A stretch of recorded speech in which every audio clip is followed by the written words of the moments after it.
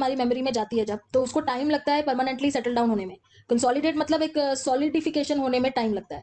तो long term memory है जो थोड़ा ऐसे एकदम से आपको चीज़ें याद नहीं होती है। मेमोरी आपको धीरे-धीरे थोड़े दिन, थोड़े weeks, may be months and years, थोड़े टाइम में वो धीरे-धीरे सॉलिडिफाई होती है और उसको हम बोलते हैं consolidation. And this process of consolidation, इसमें एक लॉन्ग टर्म मेमोरी की ओवर टाइम डेवलपमेंट के बारे में बात की है कि जो लॉन्ग टर्म मेमोरीज है हमारे माइंड में या हमारे ब्रेन में, वो सडनली नहीं बनी है, उसको टाइम लगा है और धीरे-धीरे ओवर टाइम वो कंसोलिडेटेड होती गई है। कंसोलिडेटेड मीन्स और ज़्यादा सॉलिड हो गई हैं जो मेमोरीज हमारे अंदर स्टोर्ड है और उसको मे बी कुछ दिन लगते हो या वीक्स लगते हो, मंथ्स लगते हो, डिपेंडिंग ऑन कि आप कौन से पर्टिकुलर मेमोरी को आप लर्न करने की या स्टोर करने की कोशिश कर रहे हो। तो कंसोलिडेशन में क्या होता है, जो न्यूरो साइंस बोलती है कि कंसोलिडेशन में एक्चुअली हमारे ब्रेन में कुछ बायोलॉजिकल चेंजेस होते हैं। तो कुछ न्यूरल नेटवर्क्स बनते हैं, कुछ चेंजेस होते हैं जिसकी वजह से स्ट्रक्चरल चेंजेस होते हैं और उस वो एक रीजन है कि धीरे धीरे लॉन्ग टर्म मेमोरीज कंसोलिडेट होती रहती है। जब कोई चीज कंसोलिडेट हो जाती है तो दैट मीन्स वो आपके मेमोरी में परमानेंटली स्टोर है। अब यहाँ पे मीडियल टेम्पोरल लोब का क्या रोल है, जैसे हमने देखा था लास्ट वीडियो में कि मीडियल टेम्पोरल लोब अगर डैमेज हो जाता है तो कुछ ऐसी डिक्लेरेटिव मेमोरीज हैं जो रह जाती हैं, सारी जो है वो नहीं होती है डैमेज। जैसे जिस टाइम आपको जैसे हमने पढ़ा था, एक केस पढ़ा था एचएम का, कि जिस टाइम पर्टिकुलरली सर्जरी हुई या जिस टाइम डैमेज हुआ है एरिया ब्रेन का, उससे कुछ घंटों पहले तक की या कुछ साल एक पहले तक की मेमोरी ही सिर्फ डिस्ट्रॉय होती है, सारी मेमोरी नहीं जाती है। So damage to medial temporal lobe does not wipe out most of the declarative memories, तो सारी मेमोरीज वाइप आउट नहीं होती हैं। और हिप्पोकैम्पस का उसमें क्या रोल होता है, हिप्पोकैम्पस स्टोर नहीं करता है मेमोरीज, हिप्पोकैम्पस मेमोरीज को कंसोलिडेट करता है। तो जब कंसोलिडेशन चल रहा है, सपोज ये स्टिमुलस है, स्टिमुलस मतलब आप कोई चीज देख रहे हो या सुन रहे हो या समझ रहे हो, वो आपकी मेमोरी में, लॉन्ग टर्म मेमोरी में जा रही है, तो हिप्पोकैम्पस का वहां पे क्या रोल होगा, वो उसको कंसोलिडेट करने में हेल्प कर रहा है हिप्पोकैम्पस। और जो चीज कंसोलिडेट हो जाएगी वो आपके लॉन्ग टर्म मेमोरी में परमानेंटली स्टोर हो जाएगी। लेकिन सपोज डेली आपके हिप्पोकैम्पस के थ्रू कुछ ऐसी चीजें जाती हैं जो डेली वो कंसोलिडेट करता है और वो लॉन्ग टर्म मेमोरी में चली जाती हैं। सपोज बीच में किसी दिन ऐसा हुआ कि आपको चोट लग गई इस एरिया में और कुछ मेमोरीज ऐसी थी जो अभी भी कंसोलिडेशन जिसका चल रहा था, which was in progress, in consolidation progress, तो वो जो था वो डैमेज हो गया। अब वो वाली मेमोरीज जो लास्ट एक दो दिन की थी, जो अभी भी कंसोलिडेशन प्रोसेस में थी, वो आपके लॉन्ग टर्म में नहीं जा पाई, यहीं पे डिस्ट्रॉय हो गई।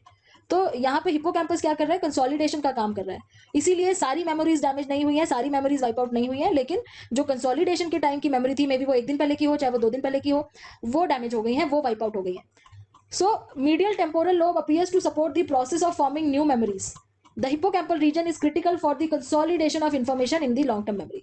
तो मीडियल टेम्पोरल लोब किस चीज में हेल्प करता है, आपकी नई मेमोरीज बनने में हेल्प करता है, और उसके अंदर जो हिप्पोकैम्पल रीजन है वो उसको कंसोलिडेट करने में हेल्प करता है। और ये एविडेंस कैसे पता चला है, क्योंकि जिनको भी रेट्रोग्रेड अमनीशिया हुआ है उनकी सारी मेमोरीज वाइप आउट नहीं हुई हैं, सारी मेमोरीज डैमेज नहीं हुई हैं, सिर्फ उतनी मेमोरीज डैमेज हुई हैं पुरानी वाली जो एक दो दिन पहले की हो डैमेज से या सर्जरी से, प्लस उनकी नई मेमोरीज नहीं बन रही हैं। तो इससे ये पता चलता है कि एक तो मीडियल टेम्पोरल लोब का नई मेमोरीज बनाने में रोल है, दूसरा जो हिप्पोकैम्पस है उसका कंसोलिडेशन में रोल होता है।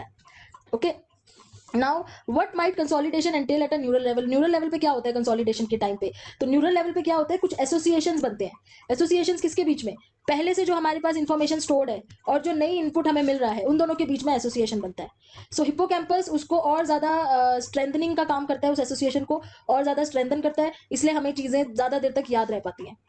So the idea is that one consolidation is complete, the hippocampus is no longer required। और एक बार ही कंसोलिडेशन हो जाए, मेमोरी आपकी हिप्पोकैम्पस से होते हुए लॉन्ग टर्म मेमोरी में आके स्टोर हो जाए, तो फिर हिप्पोकैम्पस की उस टाइम जरूरत नहीं पड़ती है। तो हिप्पोकैम्पस का काम इतना ही है कि वो कंसोलिडेशन करेगा, बाद में उसका कोई रोल नहीं है, तो फिर मेमोरी आपकी स्टोर हो जाएगी आगे जाके। अब इसके बाद एक सिंड्रोम की यहाँ बात करी हुई है जिसको बोलते हैं एल्कोहलिक कोर्साकॉफ सिंड्रोम, और उसके साथ इन्होंने डायएन्सेफेलिक एमनीशिया के बारे में बात की है। So the medial temporal lobe is not the only area of interest in human memory, amnesia emerges from brain damage in other regions too. तो सिर्फ ऐसा ही नहीं है कि अगर सिर्फ मीडियल टेम्पोरल लोब को डैमेज होगा तो ही मेमोरी में फर्क पड़ेगा, और भी एरियाज इसमें इन्वॉल्व हैं, जैसे कि मिडलाइन स्ट्रक्चर्स ऑफ डाईएन्सेफेलॉन। तो एक ये जो पार्ट है ब्रेन का जिसको हम डाईएन्सेफेलॉन बोलते हैं, उसमें जो मिडलाइन स्ट्रक्चर है वो भी एमनीशिया के कॉजेज हो सकते हैं। So the primary structures are the dorsomedial nucleus of the thalamus and the mammillary bodies. तो ये जो कुछ नाम है, आपको ये पर्टिकुलर नाम आपको ऑब्वियसली याद करने पड़ेंगे, मेमोराइज करने पड़ेंगे, क्योंकि ये नाम आपको इस पर्टिकुलर सिंड्रोम में मेंशन करने बहुत जरूरी है। तो वो कौन से नाम है, एक तो dorsomedial nucleus of thalamus and mammillary bodies, जिसकी फिगर इन्होंने दी हुई है जो हम देखेंगे अभी। Damage to these midline subcortical regions can cause by a stroke. जैसे कोई स्ट्रोक होता है, स्ट्रोक की वजह से हो सकता है, ट्यूमर की वजह से हो सकता है, या मेटाबॉलिक प्रॉब्लम, या बहुत ज्यादा जिसको अल्कोहलिज्म की प्रॉब्लम है, या ट्रॉमा हो सकता है। ये सारे रीजन हो सकते हैं जिसकी वजह से इस पर्टिकुलर रीजन को डैमेज हो जाए और हमें एमनीशिया जैसी प्रॉब्लम हो सकती है। In the last half of 19th century, Russian psychiatrist Sergei Korfakov, जिनके नाम पे ये अल्कोहलिज्म कॉर्फोकॉफ जो सिंड्रोम रखा हुआ है, reported that an anterograde and retrograde amnesia associated with alcoholism. तो anterograde means आपको आगे का याद नहीं हो रहा है, और retrograde मतलब पहले का भूल गया है. तो ये दोनों ही अल्कोहलिज्म से रिलेटेड है, क्योंकि ज्यादा देर अल्कोहल लेने से हमारे ब्रेन में कुछ विटामिन डेफिशिएंसीज हो जाती हैं, और विटामिन डेफिशिएंसीज की वजह से ये सिंड्रोम होता है, जिसको कॉर्सोकॉफ सिंड्रोम बोलते हैं. उससे हमारा कौन सा रीजन डैमेज होता है, जो हमने ऊपर एक बार पढ़ा था, वो रीजन है डाईएन्सेफेलोन, जिसमें डोर्सोमीडियल न्यूक्लियस ऑफ थैलेमस और मेमिलरी बॉडीज आते हैं. तो ये पर्टिकुलर नाम आपको याद करने बहुत जरूरी है. अब आते हैं anterior and lateral temporal lobe पे. अभी तक हम मीडियल की बात कर रहे थे, अब एंटीरियर और लेटरल टेम्पोरल लोब है. इसका क्या रिलेशन है मेमोरी के साथ. यहाँ पे नियोकॉर्टेक्स के बारे में बात की हुई है कि नियोकॉर्टेक्स भी कहीं ना कहीं हमारी मेमोरी से बहुत ज्यादा रिलेटेड है, और ऐसा डेमोन्स्ट्रेट भी किया गया है कि अगर नियोकॉर्टेक्स को डैमेज हो जाता है तो हमें एमनीशिया जैसी प्रॉब्लम होती है. So, in line with this proposal, amnesia can be caused by damage to the regions of neocortex. तो neocortex जो एरिया है ब्रेन का, उसको डैमेज अगर होता है तो either retrograde amnesia और anterograde amnesia दोनों में से एक प्रॉब्लम हो सकती है. और एक और जो एरिया है वो है टेम्पोरल neocortex, जो मीडियल टेम्पोरल लोब के बाहर है, which is called temporal neocortex.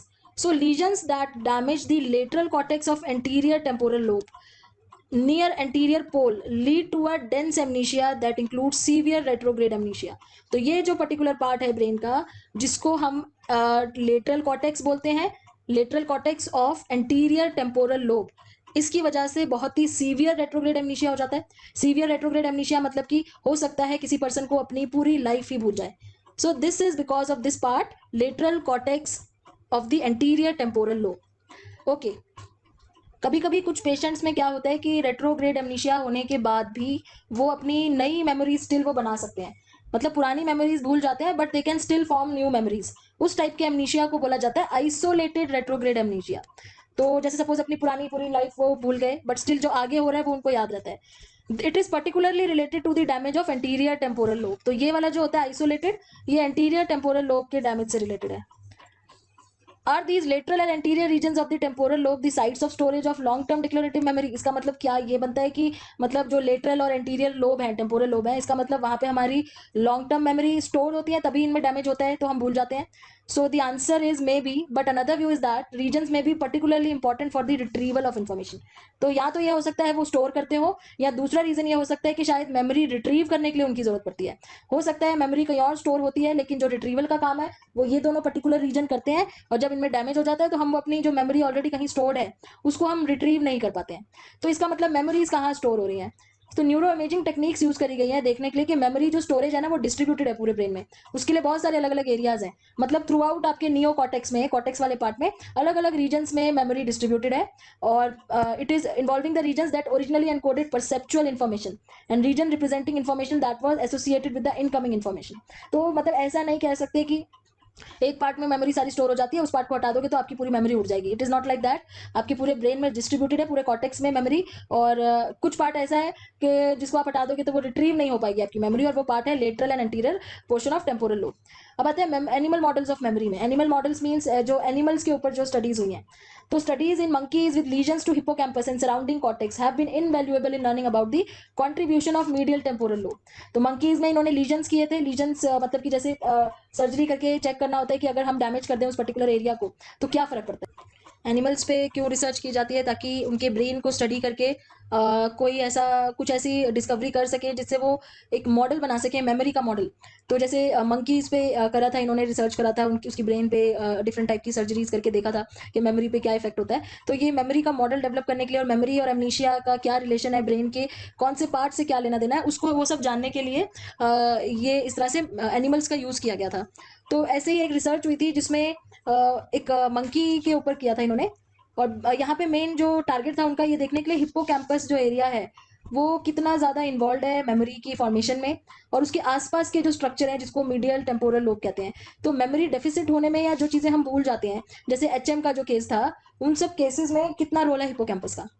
तो मतलब ये in other words what are the structures of medial temporal lobe system are involve in episodic memory. Episodic memory means हमें जो इमेजेस की तरह याद है, उन चीज़ों में ये इन स्ट्रक्चर्स का क्या रोल है। और यहाँ पे एमिगडेला की भी बात हुई थी। एमिगडेला भी एक पार्ट है हमारे ब्रेन का जो लिम्बिक सिस्टम में आता है, कि उसका भी कोई इन्फ्लुएंस होता है कि नहीं मेमोरी डेफिसिट में, क्या उसका भी कहीं ना कहीं रोल है।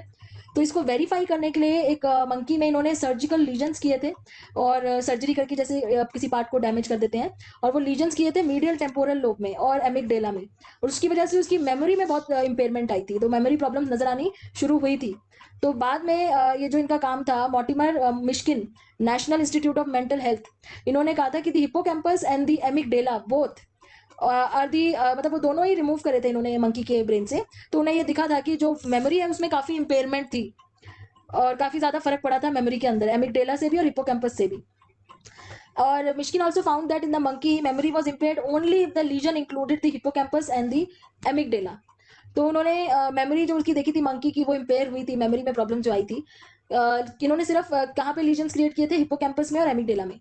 तो यहाँ पे ये चीज भी पता चली कि सिर्फ हिप्पोकैम्पस ही नहीं, एमिगडेला का भी रोल होता है कहीं ना कहीं मेमोरी फॉर्मेशन में। पर फिर यहाँ पे वो बात आती है कि जैसे वो पेशेंट थे आरबी, जिसके बारे में हमने लास्ट वीडियो में बात की थी, उस केस में तो एमिगडेला के ऊपर तो कोई डैमेज हुआ ही नहीं था, वहां पे तो सिर्फ हिप्पोकैम्पस में डैमेज हुआ था। तो फिर उनको क्यों एंटीरोग्रेड एमनीशिया क्यों हुआ, जबकि उनका एमिगडेला तो नॉर्मल था, उनमें तो एमिगडेला में कोई प्रॉब्लम नहीं हुई थी। तो वहां पे सिर्फ हिप्पोकैम्पस में डैमेज करने से क्यों उनको एंटीरोग्रेड एमनीशिया हो गया था। तो बाद में स्टुअर्ट जोला और उनके कुछ कोलीग्स थे university of California San Diego में, उन्होंने इस चीज़ के ऊपर इन्वेस्टिगेट किया, और उन्होंने कुछ और सर्जरीज करी थी मंकीज़ के ऊपर, और जिसमें उन्होंने लीजन्स क्रिएट किए थे अलग अलग मंकीज़ पे। जैसे किसी में सिर्फ हिप्पोकैम्पस में करा, फिर किसी में दोनों पे करा, हिप्पोकैम्पस और एमिगडेला में, और किसी में उसके आसपास के सराउंडिंग कॉर्टेक्स पे भी किया था। तो हिप्पोकैम्पस पे भी किया, एमिगडेला पे भी लीजन्स क्रिएट किए थे, और उसके आसपास के एरिया पे भी। तो ये सर्जिकली लीजन्स क्रिएट किए गए थे देखने के लिए कि अब अलग अलग चीज़ों से क्या फ़र्क होता है। तो उनकी ये फाइंडिंग्स थी कि अगर हिप्पोकैम्पस और एमिगडेला के साथ साथ उसके आसपास के एरिया को भी डैमेज किया जाए तो मेमोरी लॉस बहुत सीवियर होता है। But when the lesions of hippocampus and amygdala were made but surrounding cortex was spared, मतलब अगर सिर्फ हिप्पोकैम्पस पे करते हैं और एमिगडेला पे करते हैं सर्जरी, और उसके आसपास के कॉर्टेक्स को नहीं छेड़ेंगे, तो द प्रेजेंस और absence of amygdala lesion did not effect the memory. तो इसका मतलब ये है कि एमिगडेला जो है, अगर उसके आसपास के एरिया को डैमेज नहीं करोगे तो एमिगडेला के होने ना होने से मेमोरी पे कोई फर्क नहीं आएगा। मे बी इसीलिए जो पेशेंट थे आरबी, उनके केस में एमिगडेला का रोल नहीं नजर आया था, क्योंकि उनके सिर्फ हिप्पोकैम्पस डैमेज हुआ था, और उनका सराउंडिंग जो कॉर्टेक्स एरिया था वो जो है वो स्पेयर हो गया था। बट यहाँ पे इस केस में वो कह रहे हैं कि जो हिप्पोकैम्पस और एमिगडेला है, अगर उसके आसपास का एरिया छोड़ दोगे तो हिप्पोकैम्पस का जो एमिगडेला का जो लीजन है उसके होने ना होने से मेमोरी पे कोई फर्क नहीं पड़ेगा। लेकिन अगर आपने उसके आसपास का एरिया भी डैमेज कर दिया तो एमिगडेला के ऊपर जो आपने डैमेज किया है उससे बहुत फर्क पड़ेगा। तो यहाँ पे मतलब सिंपल वर्ड में ये कह रहे हैं कि हिप्पोकैम्पस तो है ही इन्वॉल्व, एमिगडेला तभी इन्वॉल्व होगा जब उसके आसपास का एरिया भी डैमेज होगा। अगर उसके आसपास का एरिया बच जाता है तो एमिगडेला का कोई रोल नहीं है। So amygdala could not be a part of the system then that supported the acquisition of long term memory। तो मतलब इतना ज्यादा इसका रोल नहीं है। तो मेन रोल किसका हुआ, फिर हिप्पोकैम्पस का ही हुआ।